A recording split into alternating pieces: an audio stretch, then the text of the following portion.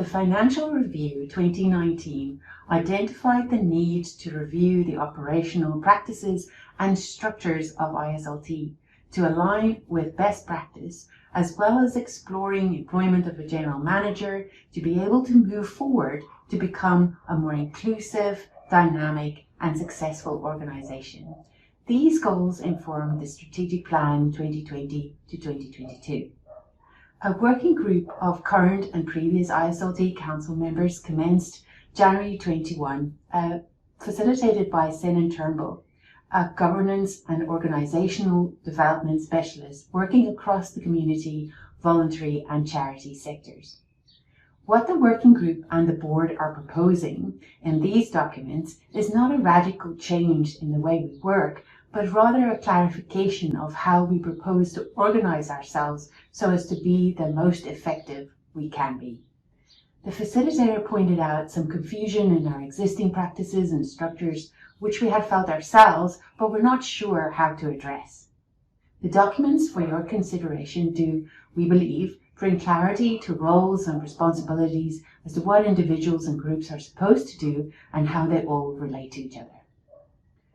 The Constitution was most recently amended in 2020, approved at AGM, and the reason why we had to make the changes at the time was because of the necessity for a virtual AGM. In relation to the changes in the Constitution, the maximum number of directors, currently 9 and the minimum number is 5. And at least 2/3 of those are proposed to be members.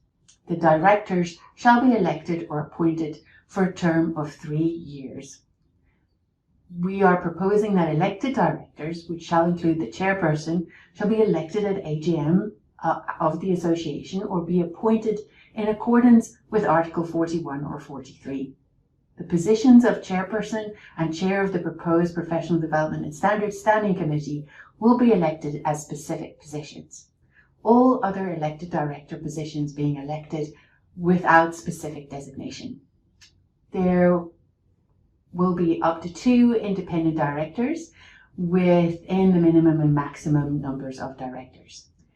They will not be members of the association or may be appointed by the board to bring additional skills and experience to assist the board in delivering on its obligations, strategy and plan. The directors will have 3 terms of 3 years, either consecutively or cumulatively in their lifetime. No director shall have any specific role for more than 2 3-year terms. Independent directors hold office for 3 years from the date on which they were appointed. No independent director shall hold office for more than 2 3-year terms in their lifetime. The Board of Directors will establish standing committees and other committees and working groups in accordance with Schedule 1 to this Constitution. Directors will have the authority to adopt and amend schedules to this Constitution, provided notification of all such changes as posted on the Association's website within 1 month of their being adopted or amended. The key changes are to eliminate the options of proxy voting and deleting all references to the Council in the Constitution. Historically, there has been a limited role for the board, which is legally difficult to maintain. Some functions of council are now moving to the board and some to standing committees. So the officers are now the officers of the board of directors, and the Professional Standards Standing Committee will be responsible for the key work around professional standards and CPD, leaving overall management to the board. We are also proposing clarity on the election processes for members of the board and committees in both the Constitution and Operational Structures document. We have changed the terminology around some of the historical structures of the association to ensure we remove any ambiguity as to where legal responsibilities lie, given our company limited by guarantee status. We believe that with this, we can then focus on the key purpose of the organisation, which is to strengthen professional standards and practices of members. We are proposing to do this through standing committees, which have clear terms of reference, and we propose to support these through an enhanced staffing structure to ensure that there is follow-up and progress. We're also proposing renaming of some committees to more closely reflect their main aim of work. In relation to the standing committees, there'll be an AGM and conference committee, and the conference committee already exists and will be expanding to also organise the AGM.